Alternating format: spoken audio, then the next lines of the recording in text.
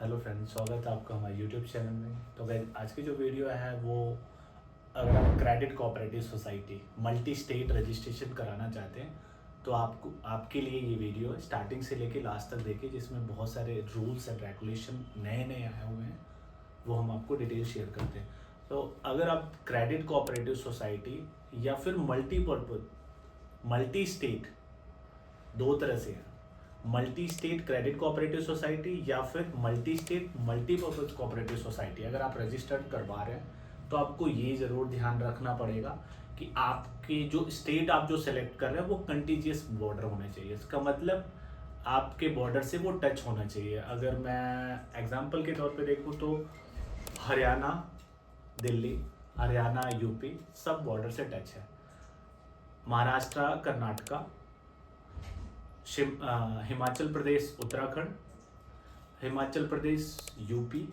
But कई लोगों को डाउट है हिमाचल प्रदेश यूपी के बॉर्डर पे नहीं है, बट मैं क्लियर कर दूं, हिमाचल प्रदेश यूपी के बॉर्डर पे है सहारनपुर, तो हिमाचल प्रदेश यूपी भी ले सकते हो आप, राइट। तो ऐसे ही कंटीजियस बॉर्डर के लिए एक सर्कुलर आया है सितंबर 2025 में, जो मैं आपको अभी स्क्रीन पे दिखा रहा हूँ कि उसमें क्या क्या बताया गया है कि कैसे कैसे आप अगर आप मल्टीपर्पज़ या क्रेडिट कोऑपरेटिव सोसाइटी रजिस्टर्ड कर रहे हैं तो उसमें क्या क्या आपको ध्यान रखना है। तो चलिए मैं आपको स्क्रीन पे दिखाता हूँ। अगर आप देख सकते हो स्क्रीन पे, ये सर्कुलर है 19 सितंबर 2025 की। इसमें सब्जेक्ट है registration of credit and multipurpose multi state cooperative society in contiguous state and UTs registration as per rule 31F, जो एनओसी जो भी रिक्वायरमेंट होती है रजिस्ट्रेशन की, उसके अकॉर्डिंग है। ये बताया गया in order to protect the interest of the members. Generally motive यही था कि अगर आप बॉर्डर, सपोज आपने एक महाराष्ट्र ले लिया और एक आपने ले लिया हिमाचल प्रदेश, तो दोनों के बॉर्डर टच है नहीं, तो मेंबर्स का जो इंटरेस्ट है वो बेटर नहीं होगा, क्योंकि उनको कांटेक्ट करने में दिक्कत होती है। इस वजह से गवर्नमेंट ने कंटीजियस बॉर्डर का जो ये रूल्स है वो लेकर आई है, राइट। तो in order to protect the interest of the members, the area of operation at the time of registration of primary multi-state cooperative societies having object and function relating to credit are having multi-purpose object shall be confined to two contiguous border, मतलब same border पे touch होना चाहिए। Next एक और condition लगाया है, the condition shall be applicable to the society applying for the registration as a credit or multi-purpose cooperative society with immediate effect।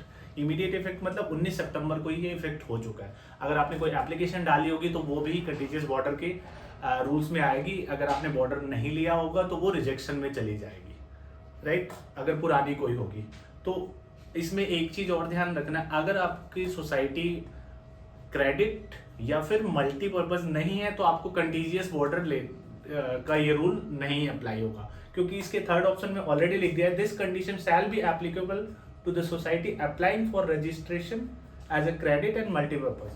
तो इसका मतलब क्लियर है कि अगर आप कोई एग्रीकल्चर, कंस्ट्रक्शन या फिर अदर देन क्रेडिट या मल्टीपर्पज करवा रहे हो तो उसके लिए ये कंटेजियस बॉर्डर वाला जो रूल है वो अप्लाई नहीं होगा। तो गाइस, आज की वीडियो में मैंने आपको क्लियर कर दिया कि जब आप क्रेडिट कोऑपरेटिव सोसाइटी, क्रेडिट या multipurpose multi state cooperative society register करोगे तो आपको कंटीजियस बॉर्डर वाला ऑप्शन जरूर ध्यान रखना है। और अगर आपको सोसाइटी रजिस्टर्ड करानी है मल्टी स्टेट तो आप हमसे कांटेक्ट कर सकते हैं। हमें व्हाट्सएप पे मैसेज करें पहले, फिर हम आपको कॉल बैक करेंगे और हम मल्टी स्टेट का पूरा प्रोसेस देखते हैं। बट अगर आप खुद चाहते हैं करना तो डिपार्टमेंट जाके आप खुद करवा सकते हैं, बट थोड़ा सा टाइम लगता है। लेकिन अगर आप हमसे प्रोफेशनल हेल्प चाहते हैं तो हम वो प्रोफेशनल हेल्प दे सकते हैं, डॉक्यूमेंटेशन में, सबमिशन में, बहुत सारी चीज़ों में, राइट। Thank you.